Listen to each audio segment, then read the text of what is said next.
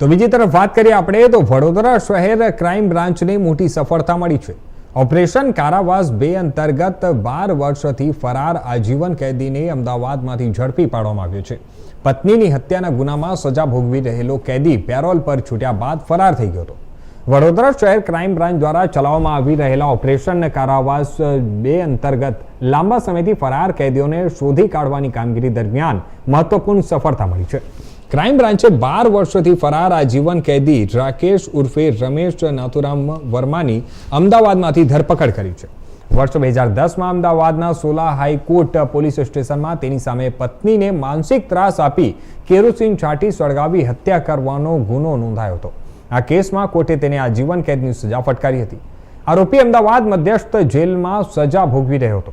17 April 2015ના રોજ તેને 15 દિવસની પેરોલ રજા આપવામાં આવી હતી, પરંતુ પેરોલ પૂર્ણ થયા બાદ તે જેલમાં પરત ફર્યો ન હતો અને ત્યારથી ફરાર હતો। વડોદરા ક્રાઇમ બ્રાન્ચે ટેકનિકલ સર્વેલન્સ અને હ્યુમન ઇન્ટેલિજન્સના આધારે તપાસ હાથ ધરી હતી।